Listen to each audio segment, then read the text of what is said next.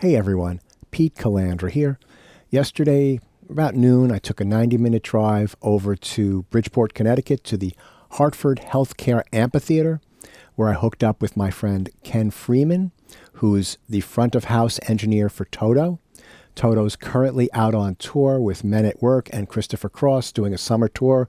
They'll be out for another month or so. They've been out for about 2 or 3 weeks, I think, right now.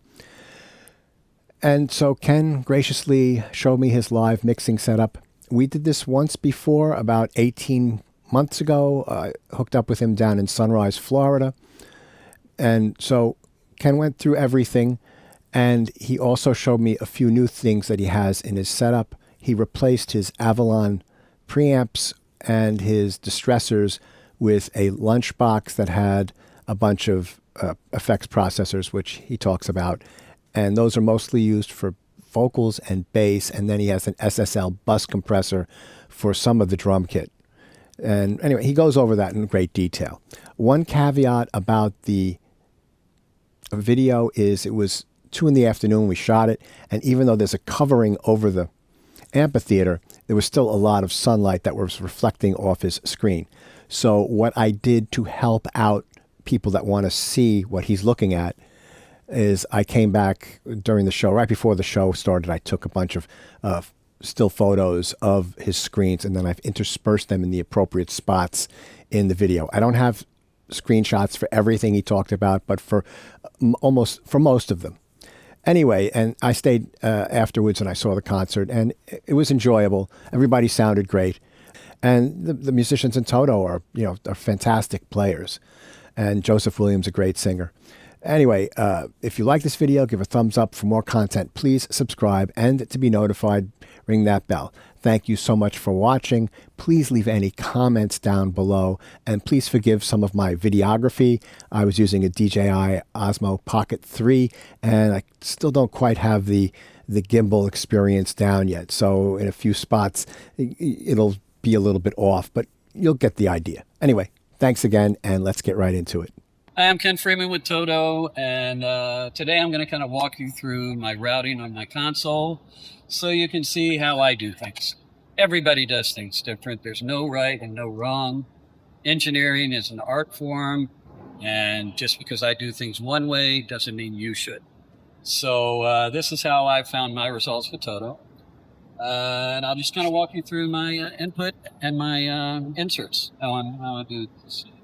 So I've got my drum kit set up on both sides of the screen here. So this is my kicks and snares and hats. My toms are over here with my rides and conga and bass. And the way I have all of my drums set up is I basically have basic compression just barely hitting on the channels themselves, just to do a little containment. And so I've got my kick drum here. You can see I'm doing a little low-end boost and a little presence peak, and that's about it, right? Right now I've got the top end turned off the second mic because it was a little splatty. And so I have my compression here, and you can see it's just barely hitting it. As a matter of fact, let me see, I'll play you a little bit here.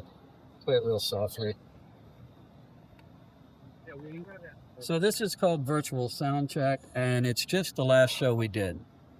And so I record every show, and then the next day, I'll play back that same show through the PA system, and I'm able to recreate my mix pretty close to what it's like live. I don't get any of the stage sound, but the PA is loud enough that the stage sound isn't that big of a problem. And you record it into Pro Tools. Yes. And then you've got a little Mac Mini in your desk that just is so dedicated to Pro Tools. A couple of Mac Minis. One of them just runs effects. I have some plugins. And I use Universal Audio and Liquid Sonics for the two that I really like. So I have a second computer over here. The first one's for effects. Second one is Pro Tools. This one is this is a MADI interface for my effects, and this is a MADI interface for Pro Tools. This is a DSP block for my Universal Audio. And this is just another audio interface for my measurement mic and to play back house music and stuff like that. So we'll get into these guys later. So back to my drum setup, right? So I've got all my drums just basically coming in at a nominal level, and I'm adding very slight EQ, as you can see. I don't have to over EQ things. If you get your mic placement right, you don't have to over EQ everything. So that's a funny EQ there, and that's because it's only for the cross stick, and I want him to poke out on a certain song. But everything else is pretty normal. With a high pass is your best friend with live sound. And then I have the same thing over here with the toms. I have toms. They all have a little presence peak on them, right? They all have a little mid-range notch depending on where I need it. And then they have a little boost on the low end. My ride and my overheads. These are high passed a lot higher. I don't need all that low mid stuff in the overheads for a live show, right? So that's it for drums. So let's go back here. So now the way that I'm routing all my drums to be able to use my external equipment is I have my drums going into different groups. Okay, and so on my group stage here, you can see I have a tom, I have a master, which is everything that's not in one of these other groups, right? And then I have a toms group and I have a drum comp group. So the first thing I do is I route all of my toms from this section into this group. And I'm doing a little EQ and maybe a little bit of compression. Yeah, just a tiny bit of compression on that whole group. Right? And then I take the output of this group and I feed it into the input of another group. And this group is just for my compressor insert over here. And this is my SSL G-Comp.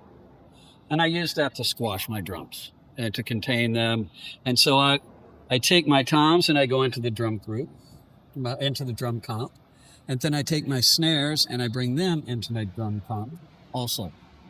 So you have some of your drums going into a subgroup, but all of your drums end up in one master fader. Only snares and toms. Only snares and toms. Okay, no great. Kick drums, no overheads, no cymbals. Okay. Right?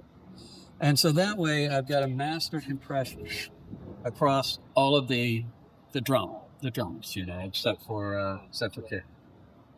And over here I have a little bit of high pass on the side chain. I play with this, I switch it around sometimes, and that's going to dictate what frequencies my compressor kicks in, right? Here's my settings that I use. I've got my attack at 10. I've got my release. It's either at the fastest, or sometimes I'll flip it over to auto. And I'm using a 4-1 to compression on the drum kit. I try to get the same level with this in or out with my drum makeup, so I've got proper gain. And that way, if I have to turn it off during the show, I don't lose any energy. Okay. And so I'm hitting about 3 to 4 dB compression on this guy, on the whole drum group. And so that's how I contain all the drums. So as we go back through here, I've got congos are just straight into the master bus, right? Bass is also just going, he's got a group. Actually, no, I put the congos in the drum percussion group also. That same group, the toms, So then we have the bass. The bass is going through this distressor, which is called a pump, right? Similar to a distressor. It's got another feature that I really like called a attack mod. And so as you turn this up, as the note hits harder, the release and the slope is slowed down. Not the release, the slope is slowed down. And so I'm able to, if he digs in on the bass, it doesn't clamp down so much and sound unnatural. So that's what that knob does. Otherwise, it's just a compressor. I'm running 4-to-1, kind of normal. I've got a little saturation on him. I play with that sometimes. There's also another button over here that if you do this high pass on the side chain, you can let all the low notes breathe through and only clamp down on the high notes. But I like this setting today. Changes. And then all of these instruments, like the bass, for example, he has a subgroup over here. I've got all my subgroups set at 0. I don't change these. if you start writing your subgroups, then you're affecting your perspective between your reverb send, which is on the actual channels, and the level of the instrument. So if I was to turn up this tom group, all of a sudden my toms would get drier because the reverb send is before, right? So that's my drums. So next we'll go over to the band. And these tracks, the guitars and all the keys, I automate EQs for on every song. Different songs, different keyboard pads. Some of them are thick, some of them are thin, some of them need to punch, some of them don't. So, and also the guitars. Some of the guitars are single coil, and some of them are humbucking, and they have a totally different tone. I used to have to boost a much more mid-range on the guitar, but now he's pretty much flat. I've got a little dip. I got some high pass and some low pass. And if you got a good sound and you got the mics in the right place, you don't need to go nuts. The more you go nuts, the more artificial it sounds sometimes. So that's my guitars and keys, right? Those guys are all routed into groups also. So there's a guitar group. And then there's a band group, and the band group has all the keyboards and saxophones and all that stuff. So that's that. And then over here, I've got the same thing with vocals. And so my vocals, I have some effects going on over here with my vocals. So these first three are for Luke, right? So this is my EQ. This EQ has a saturation circuit, which is like a tape saturation. And so I'll use that. And this is how hard it's hitting the saturation.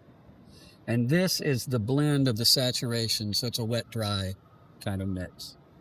This is a really nice little EQ. The only reason I have an EQ is because if for some reason there's too much proximity in the PA or it gets too sharp, I can just grab it quickly instead of having to dig through my desk and find things. And whatever I do here is global. Anything I have automated over there would change with snapshots. So, and after that, so I have my EQ first, and then I'm coming into a pump. Same compressor as this. Same attack mod, right? And I've got saturation set on loop. I like it sometimes. Sometimes I turn it off. And I'm usually hitting about 3 or 4 dB compression with loop, something like that. And then at the end of the chain, I have a de-esser. And that's so if there's anything that pops out in a live, Luke can really have a sharp attack on his notes sometimes when he sings. And so this will just grab it. I have it set on a high frequency limiter right now, as opposed to just a de-esser. And it's kind of like a shelf type of thing that stops the high frequency at a certain level, so he can't make a big sound and pop in the PA or make a harsh noise in the PA. Then the next 3 are for Joseph Williams, exactly the same setup. And this guy helps me, the de-esser on the end of Joe helps me also with his tambourine, which he plays close to the mic sometimes. And it'll catch it and keep it under control. And then I have one more pump, and he's on another one of my vocalist, Warren Ham. And it just helps keep him very steady and give him a little saturation. So that's kind of it. I can show you a little bit about effects here and what I do with that. I go back and forth between a lot of different things. I have some scenes, I have Seventh Heaven. Some scenes I have AMS, a UAD. And as I'm changing through, my plugins will change. I automate only a few parts of my Mainstage. This is from Mainstage. And so what I'll do is anything I have to automate, I'll have to assign a knob to. And that way I don't have to have more scenes. I can make all of these scenes aliases. And so it's only the parameters that I'm changing that are changing on the scene, not reloading a plugin every time, because that would be slow and it would take up a lot of processing power. Mm-hmm. So I've got my setup's real simple. I have 2 delays, 1/8 note and 1/4 most of the time. Mm-hmm. Got a doubler, which is just a straight doubler, right, with high pass and low pass. I've got my drum reverbs. I like On the Seventh Heaven, it's the same thing. It's a non-linear. Seventh Heaven is a little cleaner and a little less low mid-rangey.